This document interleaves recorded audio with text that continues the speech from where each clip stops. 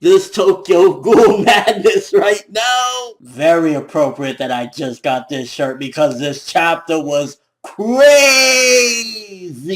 insane, crazy Tokyo Ghoul greatness. Let's go.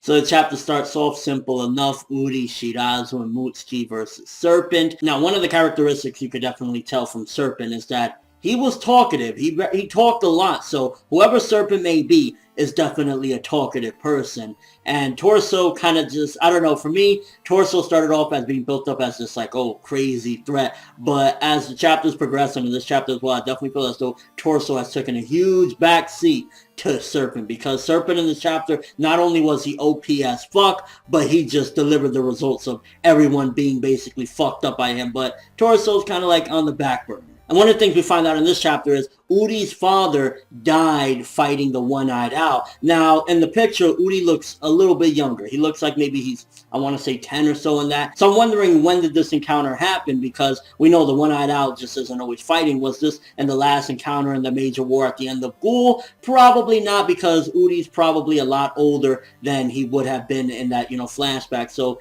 and, it was only 3 years between the last series or whatever and this series. So this was probably when way back in the day when, the One-Eyed Owl had that huge fight with everyone and Arima became a legend, I'm guessing. And also the characterization we got in this chapter just definitely revealed about Uri that he is absolutely obsessed with getting promotions and the whole system of, getting higher ranks and everything. And I think that's part and due to what happened with his father. Nobody backed him up, and I think maybe he wants to prove that, his father was a great person and he's going to be just as great as his father or be better than his father, or just so that one day in the future he can protect people that don't have to die in battle because he'll be so strong. Something along the lines of that. That's probably why he's so obsessed with this promotion thing. I mean, dude started fucking eating himself so that he could reactivate his Kagune. And now where the interesting bits start to come into play. For starters, Serpent. And it was seemingly Serpent because it was like you see Serpent talking and then Serpent stops when Sasaki shows up. And then he says something, this guy, something, and I believe that was him. I don't think that was Torso, because Torso's there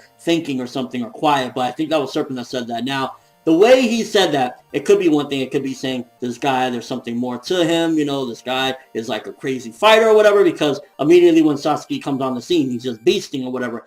Could be a little bit something else, because if Serpent could be Nishio or somebody from, our, the original story or whatever, he could be sensing out that Sasaki is Kaneki. And yes, I said Kaneki. For other people, stop saying Kaneki. Alright, Kaneki. There, you happy? So that's one of the things, but the big thing about this chapter that made me, oh my gosh, playing with the fucking suspense. Sui, Ishida, what are you doing to us, bro? Why are you doing this? Like, okay, the whole thing with the big room with Centipede Kaneki and Sasaki in there. Now, there's two things that this could definitely be.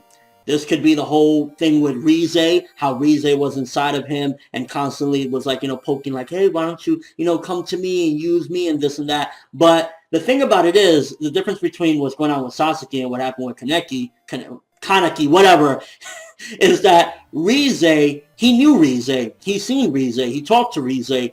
Did he get a chance to talk to him? Like, did Sasaki and Kaneki meet at some given point?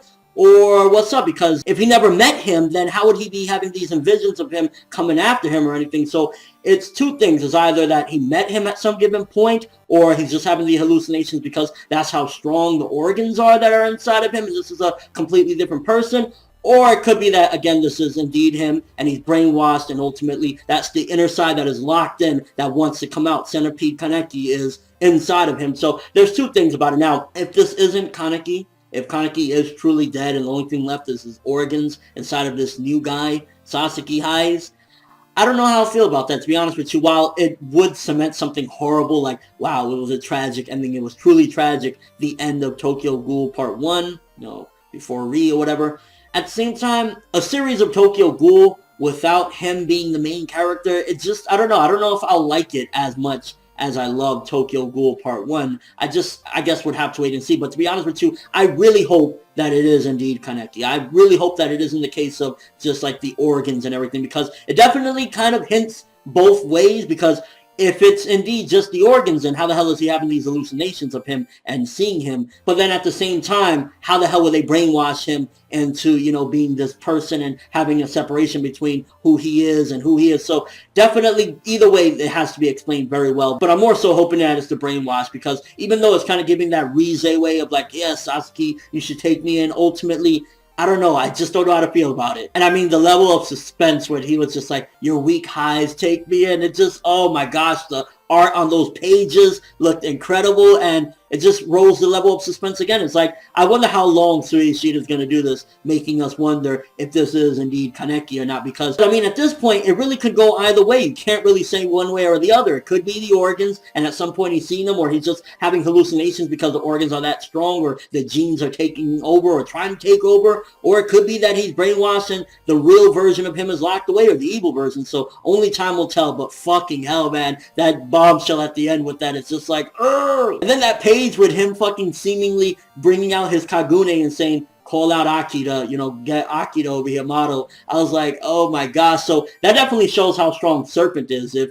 Kaneki or Sasaki is having a problem to the point where he's like, bring Akira, is like, okay, does he mean that he needs her to help him? I don't really think so. What I think he was saying is, I might get out of control when I let out my Kagune. I'm going to need somebody to stop me or to level me out, because he's like, give me, you know, he's speaking to himself, Akira, Arima, give me the strength I need, give me the courage or whatever. So I'm thinking to myself, like, what the fuck is going on? So much suspense at the end of the chapter, especially with Centipede white hair Kaneki there. I was like, oh my god. But big question. Let me know what you guys think. Is it the organs and this is a completely different person? Or is it brainwashed Kaneki and that's his real side that is still inside of him trying to come out? Which one do you think it is? And do you think if it is just the organs, is our Kaneki gone for good? Is the, you know, not R, but like the black-haired innocent one? Or, you know, what do you guys think? And who do you think Serpent is? If seemingly Serpent looked as though he either could tell that there was something off about him, or maybe he slightly recognized him. And your overall thoughts of this chapter? I'm giving this one 9 out of 10. This level of suspense that it brought, and I think that's one of the things that is driving Tokyo Ghoul right now. And that was kind of what drove a little bit of part 1 as well, or a lot of part 1, so I say,